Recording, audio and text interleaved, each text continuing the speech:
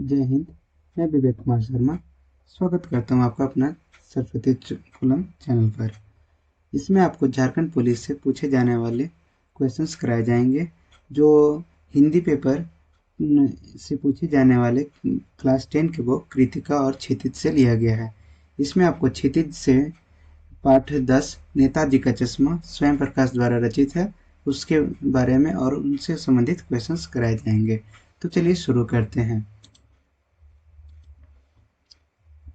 शुरू करने से पहले नेताजी का चश्मा जो स्वयं प्रकाश द्वारा रचित है उनके बारे में कुछ हम लोग जान लेते हैं कि स्वयं प्रकाश के बारे में कुछ डिटेल्स हम लोग ले लेते हैं। स्वयं प्रकाश का जन्म 1947 में इंदौर मध्य प्रदेश में होता है।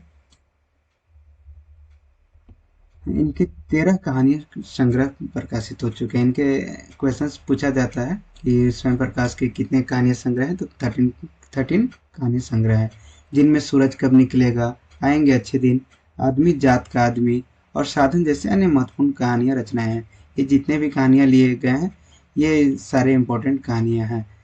इनका उपन्यास विनय, ईंधन चर्चित उपन्यास है। और भी सारे उपन्यास हैं लेकिन ये दो उपन्यास बहुत सारे चर्चित उपन्यास हैं। इनको सम्मान मिला है जैसे पहल सम्मान, बनमाली पुरस्कार, राजस्थान का साहित्य अकादमी पुरस्कार भी मिला है। ये इम्पोर्टेंट है, याद रखना है कि राजस्थान का साहित्य अकादमी पुरस्कार इन्हें मिला है। ठीक है। इनकी कहानियां वर्ग शोषण के विरुद्ध चेतना वाली थी। इनकी कहानियां कैसी थी कि एक वर्ग को में कैसे उनको शोषण किया जाता है, किसी भी वर्ग को, उसके विरोध में एक चेतना प्रकट करते हैं इनकी कहानियां। नेताजी का चश्मा कहानी कैप्टन चश्मे वाले के माध्यम से करोड़ों नागरिकों के योगदान को रेखांकित करती है। ये इनकी जो रचना नेताजी के चश्मा है, ये क्या करते हैं, कैप्टन होता है उन जो देश देश देशभक्त होता है उनके बारे में ये एक रेखांकित प्रस्तुत करते हैं। चलिए नेताजी का चश्मा का पात्र से आपको परिचय करा देते हैं। नेताजी का चश्मा में हवलदार साहब कंपनी के कार्यकर्ता, मास्टर मोतीलाल हाई स्कूल का ड्राइंग मास्टर होते हैं और ये यही जो होते हैं कि आगे चलकर नेताजी का मूर्ति को बनाते हैं। पान वाला मुख्य बाजार का पान दुकान जिसकी दांत से लाल और तोंद फुली हुई थी, ये पूछता है कि ये कौन था। कैप्टन चश्मे वाला का मुख्य पात्र है जो एक बूढ़ा मरियल सा लंगड़ा आदमी था। कैप्टन जो ये मुख्य पात्र है कैप्टन चश्मे वाला, जिसके सर पर गांधी टोपी और आंख पर काला चश्मा लगा हुआ होता था। चलिए इसे शुरू करने से पहले कहानी का सारांश आपको बता देते हैं। हवलदार साहब को हर 15वें दिन उस गांव में काम के सिलसिले में जाना पड़ता था। किस गांव में, जहाँ पे ये नेताजी का मूर्ति लगा हुआ होता था। वहाँ हर चीज छोटे मोटे थी। स्कूल था, 2 ओपन एयर सिनेमा घर था, सीमेंट का छोटा सा कारखाना था और एक ठो नगर पालिका भी था। याद रखना है कि नगर पालिका भी था, मतलब एक छोटा सा शहर टाइप का था जहाँ हर एक चीज छोटा मोटा मिल जाता था। जो कभी कोई सड़क पक्की, कोई पेशाब घर और कभी कभी तो कभी सम्मेलन भी करवा देती थी। ये कौन करवाता था? नगर पालिका। एक बार नगर पालिका के किसी अधिकारी ने मुख्य बाजार के चौराहे पर सुभाष चंद्र बोस की प्रतिमा संगमरमर की लगवाने की बात कहती है कि ये जो वहाँ का मेन चौक है वहाँ पे सुभाष चंद्र बोस का एक प्रतिमा लगवाया जाए, वो भी संगमरमर का, याद रखिएगा। इसके लिए अच्छे मूर्तिकार के रूप में मास्टर मोतीराम को चुना जाता है। मास्टर मोतीराम जो ये हाई स्कूल का टीचर होते हैं ड्राइंग का, उन्हें चुना जाता है मूर्तिकार के लिए। ये क्या कहते हैं, जो दावा करते हैं कि महीने भर में प्रतिमा बनाकर पटक देने की दावा करते हैं। यहाँ पर बनाकर पटक देने का अर्थ होता है कि ये कंप्लीट बना देंगे इतना मंथ में, और उसने महीने भर में पूरा भी कर दिया था। लेकिन क्या था ना कि जब महीने भर में पूरा कर दिया था और नेताजी का जो चश्मा था वो लगाना भूल गए थे, उसने मूर्ति पर चश्मा नहीं लगाया था, इसलिए उस पर ओरिजिनल का चश्मा लगाया गया था। ओरिजिनल जो होता है, जो लोग पहनते हैं, वही चश्मा और उस पर लगाया जाता है। इसे देखकर हवलदार साहब खुश होते थे। और यह ओरिजिनल चश्मा कौन लगाता था? वही लंगड़ा कैप्टन। और प्रतिदिन चश्मा बदला देखकर वह पान वाले से इसके बारे में पूछते हैं कि इनका रोज चश्मा कैसे बदल जाता है। जो ये हवलदार साहब होते हैं ना, कि जो अपना काम से हर एक रोज जाते थे तो वो पान वाले के पास रुकते थे, और रुकने के बाद वो उससे पूछते हैं कि ये जो चश्मा है नेताजी के सर पर, ये रोज कैसे बदल जाता है। तो वो पान वाला बताता है कि इसके रोज चश्मा कैप्टन बदलता है, और वो समझता है कैप्टन जब बोलता है तो वो समझता है कोई है, सिपाही होगा या कोई फौज का आदमी होगा। तो वो बताता है कि जो लंगड़ा है और बूढ़ा है, उसे लोग इसकी देशभक्ति के कारण उसे कैप्टन कहते थे। ऐसा नहीं है कि वो कोई फौज में रहता है, ऐसा नहीं है, उसे उसकी देशभक्ति के कारण उसे उन्हें कैप्टन लोग सभी लोग कैप्टन कहते थे। एक दिन जब मूर्ति पर चश्मा नहीं देखा, जो हवलदार साहब थे, एक दिन जब मूर्ति पर चश्मा नहीं देखते हैं तो हवलदार साहब पूछते हैं कि आज कैप्टन का चश्मा नहीं बदला क्या।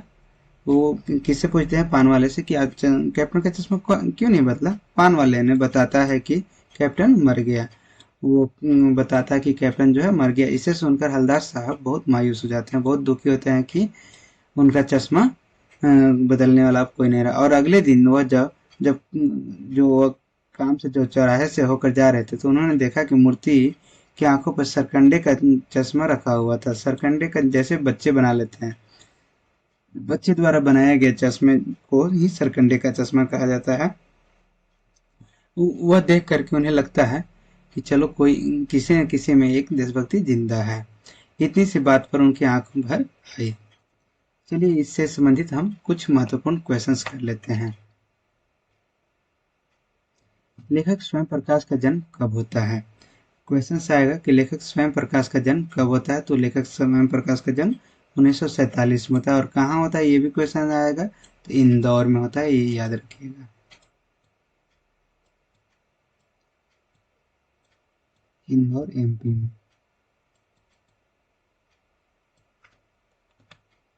स्वयं प्रकाश का जन्म कहाँ हुआ था। स्वयं प्रकाश का जन्म कहाँ होता है, मथुरा के निकट रोहतक में, इंदौर मध्य प्रदेश में, इलाहाबाद में, दिल्ली में। अभी आपको हमने बताया कि वो उनका जन्म कहाँ, इंदौर मध्य प्रदेश में होता है। चलिए नेक्स्ट क्वेश्चन चलते हैं। स्वयं प्रकाश किस पत्रिका से जुड़े हुए थे।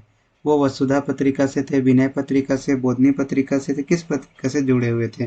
तो वह वसुधा पत्रिका से जुड़े हुए थे। वसुधा पत्रिका में वो जितने भी कहानियां लिखते थे उसमें वो उनका प्रकाशित हुआ करता था। सूरज कब निकलेगा किनकी रचना है। सूरज कब निकलेगा स्वयं प्रकाश का रचना है, निराला जी का रचना है, या वृक्ष बोनीपुरी का रचना है, या सर्वेश्वर दयाल सक्सेना का रचना है। तो सूरज कब निकलेगा यह एक कहानी है जो स्वयं प्रकाश के द्वारा रचित कहानी है। इनमें से स्वयं प्रकाश द्वारा रचित उपन्यास कौन सा है। विनय है, ईंधन है, या इन दोनों है, या इनमें से कोई नहीं। तो आपको मैंने जब पढ़ा शुरू किया था तो उस टाइम ही बताया था कि इनके जो विनय और ईंधन उपन्यास है ये काफी फेमस उपन्यास है, तो इसलिए इनका इसका आंसर दोनों होगा। नेताजी का चश्मा का लेखक कौन है। नेताजी चश्मा का लेखक कौन है, इसमें एक ऑप्शन छूट गया है, सॉरी। तो नेताजी के चश्मा के लेखक हैं स्वयं प्रकाश।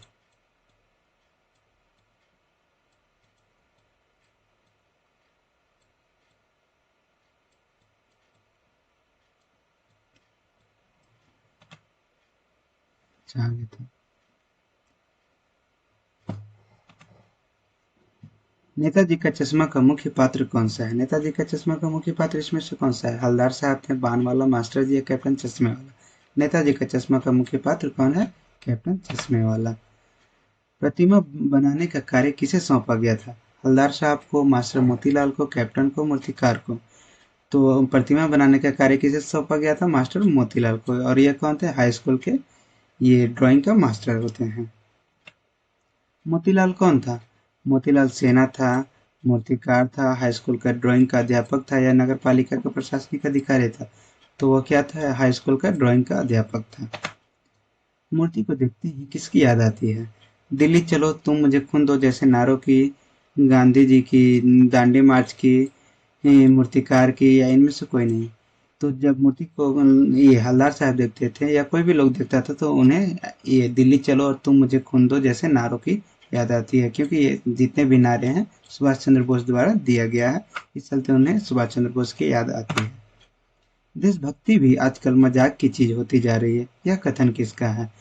यह कथन कौन बोलता है कि देशभक्ति भी आजकल मजाक की चीज होती जा रही है। मास्टर जी बोलते हैं, हवलदार साहब बोलते हैं, कैप्टन चश्मे वाला, या पान वाला बोलता है। तो जब पान वाला से यह हलदार साहब बोलते हैं कि देशभक्ति भी आजकल मजाक होती जा रही है।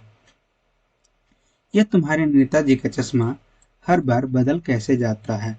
ये कौन पूछता है? ये क्वेश्चन है, पूछता कौन है? तो यह हलदार साहब किससे पूछते हैं? पान वाले से पूछते हैं, इससे पूछते हैं। ठीक है। मोतीलाल कितने समय में मूर्ति बनाकर पटक देने का दावा करता है? यहाँ पे आपको क्वेश्चन आएगा, कितने समय में वह बनाने का दावा करता है, कितने समय में वह बनाकर पटक देता है। तो वह माह भर में बना करके पटक देने का दावा करता है, बोलता है कि हम 1 माह में कंप्लीट कर देंगे, और करता भी है। चश्मे वाले को लोग कैप्टन क्यों कहते थे? चश्मे वो सेना में होने के कारण वो सेना में था? नहीं। वो देशभक्त होने के कारण, लंगड़ा होने के कारण? नहीं। वो क्या था? एक देशभक्त था जो नेताजी का पर रोज चश्मा बदलता था, इसी कारण उसे लोग कैप्टन कहते थे। देख, देशभक्ति भी आजकल मजाक की चीज होती जा रही है। कथन किसका है? यह तो रिपीटेड क्वेश्चंस हो गया। यह हलदार साहब का है। वो लंगड़ा किया जाएगा फौज में? पागल है पागल, ये कौन बोलता है? वो लंगड़ा किया जाएगा फौज में? हलदार साहब कहते हैं, ये उसका मजाक बनाते हैं। किसका? कैप्टन का। कैप्टन को ये बोला जाता है। ये भी क्वेश्चन आएगा, वो लंगड़ा किया जाएगा फौज में? पागल है पागल, किससे कहा गया है? अगर क्वेश्चन पूछे तो आप याद रखिएगा, कैप्टन को कहा जाता है। कैप्टन कौन? जो नेताजी का चश्मा बदलता है। पान वाला उदास हो गया।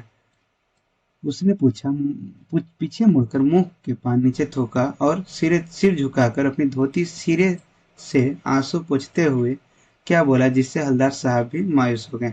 अच्छा, ये क्वेश्चन है कि जब वो पान वाला से हलदार साहब पूछते हैं कि इनके पर चश्मा नहीं है, तो वो पीछे मुड़कर क्या बोलता है जिससे कि हलदार साहब भी मायूस हो जाते हैं? चश्मे वाला भाग जाता है, या चश्मे वाला मर गया पान वाले ने खरी खोटी हलदार को सुनाई, या इनमें से कोई नहीं? चश्मे वाले मर जाता है, यह बात वह सिर झुकाकर बोलता है और वह आंसू पोंछता है। नेताजी का चश्मा किनकी रचना है? मुंशी प्रेमचंद की, स्वयं प्रकाश की, महादेवी वर्मा की, रामवृक्ष मणिपुरी की? तो ये आपको याद रखना है, एक रिपीटेड क्वेश्चन है, स्वयं प्रकाश की रचना है। नेताजी की मूर्ति पर सरकंडे का चश्मा किसने लगाया होगा? ये अच्छा क्वेश्चन है। नेताजी के मूर्ति पर सरकंडे, जब ये कैप्टन मर जाता है तो नेताजी के देखते हैं कि चश्मे पर, मूर्ति पर ये कोई चश्मा लगा गया है जो कि सरकंडे का है। तो किसने लगाया है? पान वाले ने, लेखक ने, हवलदार ने, या किसी बच्चे ने? तो आंसर होगा किसी बच्चे ने। ये क्योंकि ये बच्चे के द्वारा बनाया जाने वाला एक सरकंडे का चश्मा होता है, वह किसी बच्चे ने ही लगाया था। चश्मे वाले के प्रति पान वाले के मन में कैसी भावना थी? पान वाले कैसे उसमें भावना था? घृणा का था, उत्साह का था, उपेक्षा का था, या इनमें से कोई नहीं?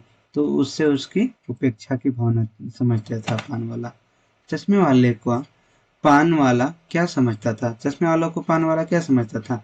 वो कैप्टन समझता था, पागल समझता था, ईमानदार या गरीब समझता था? तो चश्मे वाला क्या समझता था? पान वाला क्या समझता था? चश्मे वाला का पागल समझता था। वो क्या बोलता था कि यह पागल है पागल, वो किया जाएगा फौज में, तो उसे पागल समझता था। एक बार कस्बे से गुजरते समय हवलदार को मूर्ति में क्या अंतर दिखाई? हवलदार साहब को जब वो कस्बे से गुजर रहे थे तो उस पर क्या अंतर दिखाई देता है? मूर्ति पर चश्मा नहीं था, मूर्ति टूटी हुई थी, या मूर्ति गंदी थी, या इनमें से कोई नहीं? मूर्ति पर चश्मा नहीं था, यह वो देखते हैं जब वो गुजरते हैं। नेताजी की मूर्ति की ऊंचाई कितनी थी? यह इंपॉर्टेंट क्वेश्चन से, याद रखिएगा, बहुत इंपॉर्टेंट क्वेश्चन से ये पूछता है। तो नेताजी की मूर्ति की ऊंचाई 2 फीट थी। नेताजी की प्रतिमा किस वर्दी में थी? नेताजी की प्रतिमा किस वर्दी में? नेता की वर्दी में थी, फौजी की वर्दी में थी, अंग्रेज जैसी वर्दी में थी, पुलिस की वर्दी में? तो आंसर होगा फौजी की वर्दी में थी। नेताजी की मूर्ति पर सरकंडे का चश्मा को देखकर क्या उम्मीद जगती है? ज्ञान की प्राप्ति की उम्मीद, नए लोगों में देशभक्ति की उम्मीद, धन दौलत प्राप्त करने की उम्मीद, देश की तरक्की की उम्मीद? जब नेताजी की मूर्ति पर सरकंडे का चश्मा देखकर क्या उम्मीद जगती है? वो जब अगले दिन देखते हैं कि नेताजी के मूर्ति पर क्या है? चश्मा है जो कि सरकंडे का है। इससे वो उन्हें क्या आता है कि नए लोग, जितने भी आगे आने वाले लोग हैं, उनमें देशभक्ति की उम्मीद जग रही है। यह देखकर वो खुश हो जाते हैं। इस पाठ में पान वाले का चरित्र का प्रमुख विशेषता क्या है? वह धोखेबाज है, चालाक है, बातों का धनी है, गरीब और ईमानदार है? वो बातों का धनी होता है, वो बातें बहुत करता है, जिससे वो बातों का धनी उसे कहा जाता है। कस्बे में कुल कितने स्कूल थे? कस्बे में 2 स्कूल थे, 6 स्कूल थे, 5 स्कूल थे, या 1 स्कूल थे? कस्बे में कुल 2 स्कूल थे। सुभाष चंद्र बोस की प्रतिमा किस वस्तु की बनी थी? लोहे की बनी थी, सीमेंट की बनी थी, संगमरमर की, कांसे की थी? सुभाष चंद्र बोस की प्रतिमा किसकी बनी हुई थी? संगमरमर की बनी हुई थी। जो कौन बनाता है? मास्टर मोती राम बनाता है। ठीक है। हलदार साहब क्या देखकर दुखी हुए थे? देश को, मूर्ति को, देशभक्तों के प्रति अनादर भाव रखने वालों के, देशद्रोही को?